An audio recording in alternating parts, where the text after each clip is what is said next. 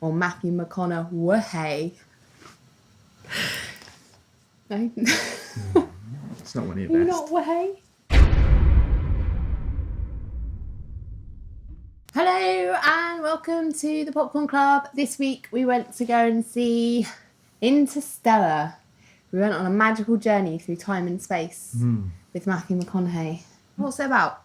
It's a film set in the near future. It appears that mankind has outlived its They've lost all their time on hoovers. Earth. Yes. And dust abounds. They can only grow corn, and so it's time to leave. And it's all about the search for other habitable alternative planets, places for them to hang out. It appears someone very nicely left a wormhole, as they do, for them to go off and investigate other worlds. Time on Earth is really urgently limited, so they need to find somewhere else. Matthew McConaughey somehow gets roped into, he's the only person that they can have as a pilot, as an astronaut pilot, to find this other world.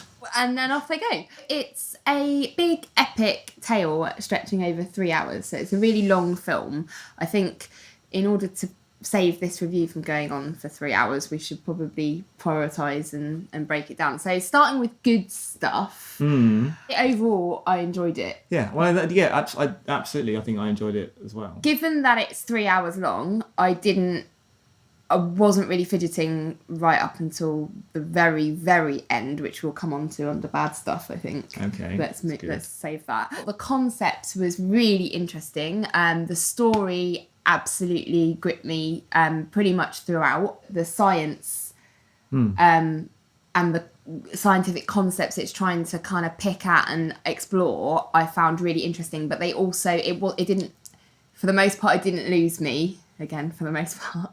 And I liked how it was trying to balance that with the emotional heart of the story as well, and the whole father-daughter relationship. I quite liked the balance between those two elements. Even an average Chris Nolan film, which I think is what this is ultimately, it's not necessarily a bad film. I mean, he always does try and do lots of big and bold things. And there's a lot there that's interesting. I think in the last couple of years, the success that Nolan's had with the Batman franchise has given him the time and money to actually go out and do a lot of this. Performance-wise, I think, again, Matthew McConaughey was very good. Way! I think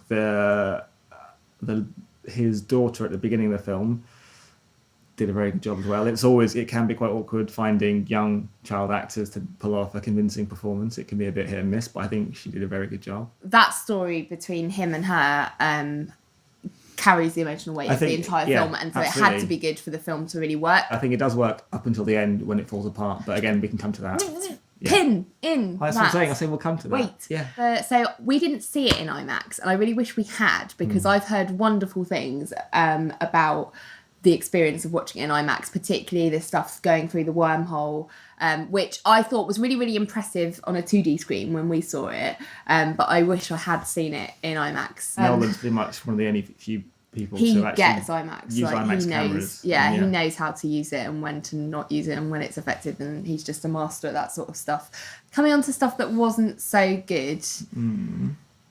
I think the first thing to say probably about that is that much like his last film, Inception, it's very, very exposition heavy, and the way that he deals with that exposition is kind of front loaded in a way that is at times quite clunky.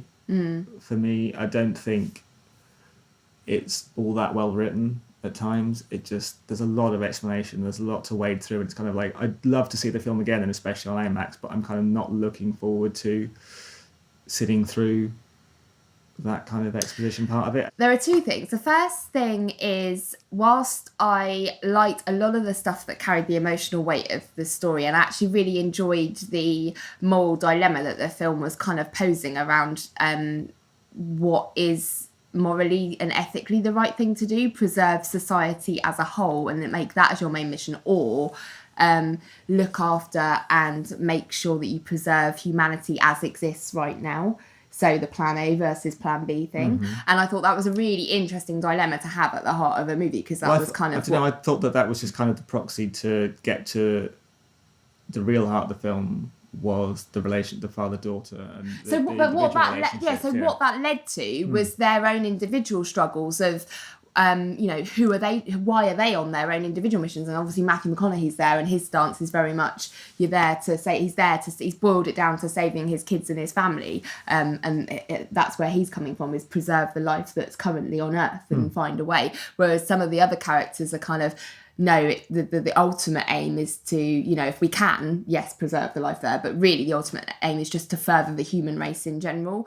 That was really interesting and had some really good moments to kind of support that. However, it did stray into mawkish for me a little bit when they talk about love and love being the thing that, I think the worst scene for me in the whole is it the Anne Hathaway Anne Hathaway, where she starts going on, and I was just like, shut up, you're a scientist, for God's sake. Well, that's, I think, one of the scenes that I wanted to bring up as well, as being completely ridiculous and out of place, because it just didn't feel right. For everything we've learned about her character and her motivation so far, it's completely against what was going on. It was written really badly, and it was just her sitting, explaining and saying things that up until that point seemed like almost completely alien concepts to come out of her mouth. And so it was just a really horrible, awkward scene in the middle of the film, and it was just... No. And I don't think it needed it either. But where it really, really lost me was at the very end. I found it really hard to buy the kind of ultimate payoff of the whole film. In what sense specifically? So I probably don't agree with a lot of this, but go on. So firstly, there's a few bits under that. So the first bit is when they get into the black hole and you find that he's the one behind pushing all the books, because you can transcend time and space. Well, the first thing I want to say about that is it kind of felt horribly telegraphed right at the beginning when she starts talking about her ghost. It's going to be Matthew McConaughey. Yeah, I don't know what I thought. But... And also, once they're in space and the whole concept of black holes starts coming up and exploring it, you know instantly this is only going to end with one way, and that's Matthew McConaughey going into the black hole. Especially because he says before he leaves, like, I'll definitely be back. I'll be back. Yeah, and you're so like, it just feels like you're will just you waiting definitely for those be things back? to happen.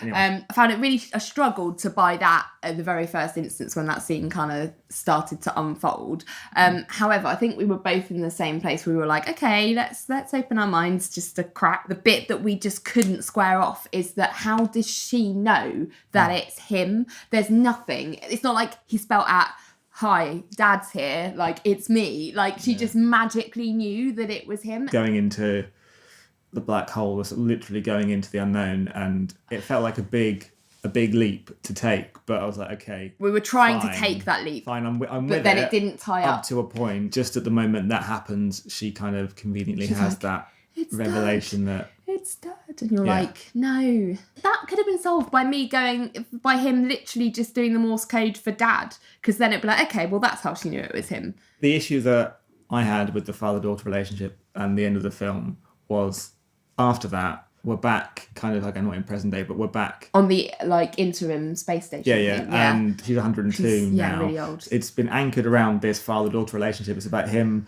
trying to get back to her, no matter what, no matter how, no matter where, no matter why.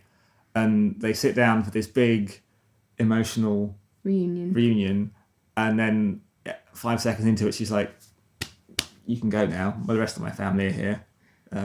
See ya. And it's like, oh. And he runs off to find Anne Hathaway.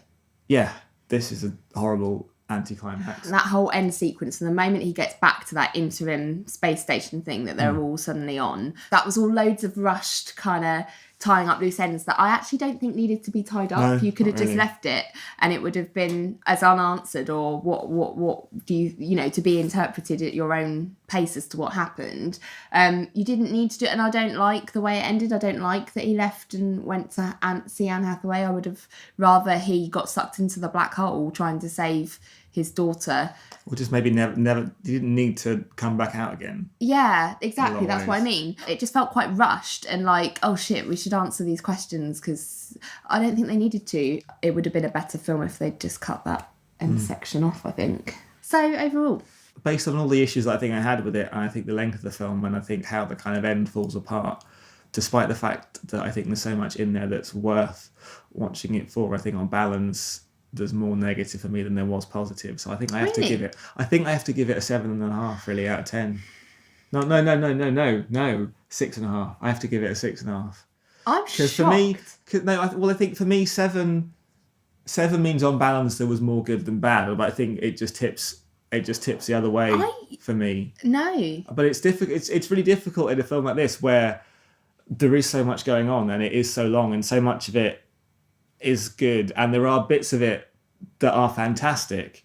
There's a lot of it that isn't, and it is too long. And I think combined with the ending that for me that just really didn't work, I don't think I can give it a 7. I disagree. I definitely think it has flaws, the ending being a big one. But I just think it got overexcited and went a little bit too far. And if it had just scaled back a little bit and just cut off some of the ending and redone the ending a little bit, it would have been a really, really good film. And actually a lot of it up to that point, the little niggles we talked about, didn't bother me that much. I think there was a lot more good than bad in the first kind of 2/3, 3/4 of the film, a lot more good. And I would much rather go and see a average Christopher Nolan film that loses it a little bit towards the end, but for the most part is strong, than a lot of the rubbish that comes out these days. So for that reason, I'm going to give it an 8.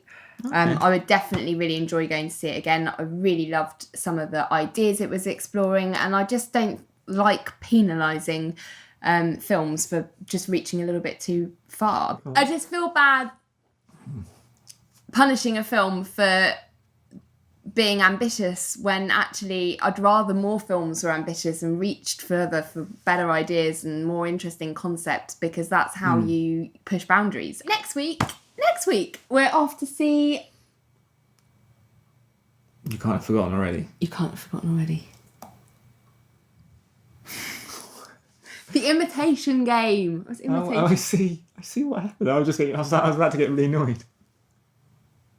I was doing the film. I was acting the film. I get it now. This is all the film is. It's Benedict Cumberbatch and Keira Knightley. Yeah. Imitating... No, it's not. It's about Alan Turing, which is... He's got really interesting stories to tell, I'm sure. I don't know.